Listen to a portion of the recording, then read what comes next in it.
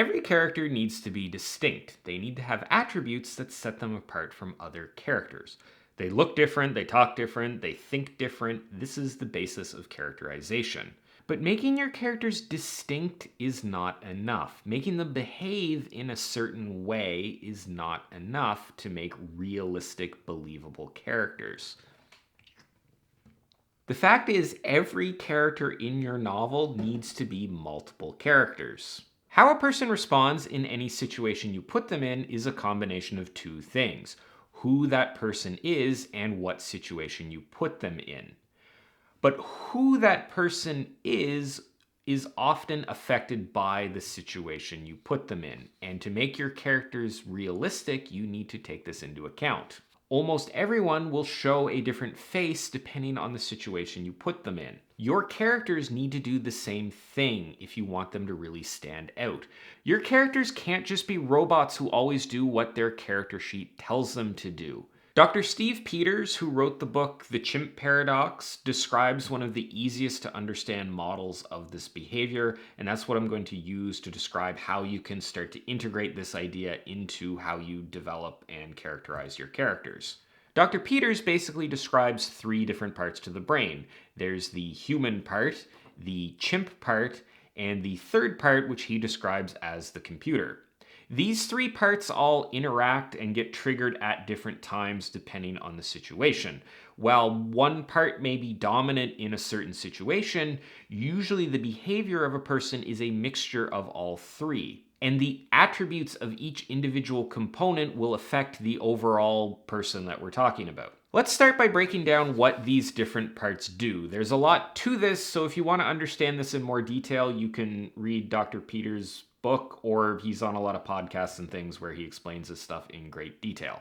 Also remember that this is just one model to describe a very complex system, and there are other models out there that might do a better job, but this one is fairly simple and easy to explain, so that's the one that I'm using here. Anyway, the chimp brain, which is called the chimp brain because it's very similar to the brain that you'd find in a chimpanzee, is the reactive emotional part of your brain. The chimp brain is very territorial. It's very black and white in its thinking. It's very reactive and emotional. It's present focused, and ultimately it's built for surviving in the jungle. Next up is the human brain. This is the logical, compassionate, highly intelligent part of the brain that's capable of things like complex planning and thinking about the future, all those sorts of things. This is the part of the brain that's you. When you strip away emotion and fear and all this other stuff that's underneath, it's you. It's the human part of you. The human brain is generally cooperative and compassionate, though humans differ in their degree of cooperativeness and compassion that they display. The human brain is capable of understanding nuance and thinking in gray areas. It's logical and evidence-driven. It waits for evidence for a conclusion to appear before making that conclusion.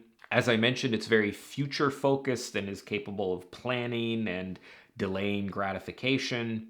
And really, the human brain is sort of designed for thriving within a society where you need to do things like plan for the future and cooperate with other people. Lastly, there's the computer. This is where memories and habitual behaviors get stored. The chimp brain and the human brain basically look to the computer for information about how to react to a given situation.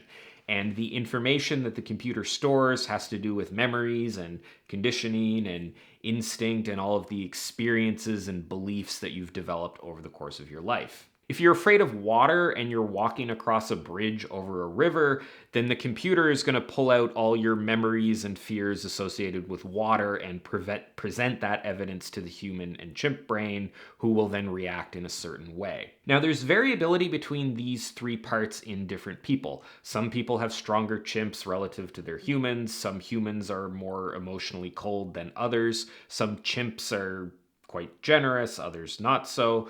But the general rules of how these three parts interact is usually fairly consistent. Also, remember that to be a person, you need to have all three of these parts. None of them are categorically bad. They all have a role to play. They all have beneficial behaviors that they drive us to. If you're calm and not under threat, then your human brain is usually what's in charge. You think and react logically.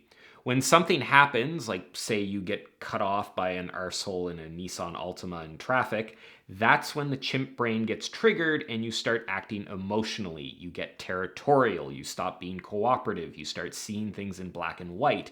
You get angry and want to do illogical things like driving this person down and giving them the beating that they deserve. Anytime that you do something reactive and then later on you regret that decision, it probably means that your chimp brain was active in that moment and your human brain later on laments that fact.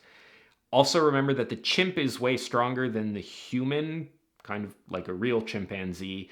That's why it's so easy to get overcome by anger or sadness or fear, and why if someone's in a very emotional state, trying to logic them out of that state doesn't work very well. So how can you use this model in your characters?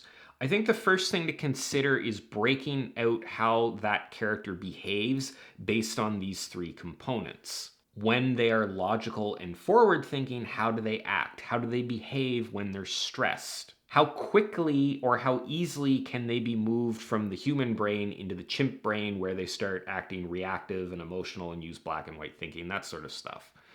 Also consider the computer. This is basically the character's backstory, and the events and experiences and traumas of that backstory are going to affect both their human and chimp brains and alter how they react to a given situation. When you put this particular character in a situation, ask yourself, are they operating from the calm, logical human brain or the emotional chimp brain? What information from their past is the computer going to be sending them, and how does that information affect their behaviors?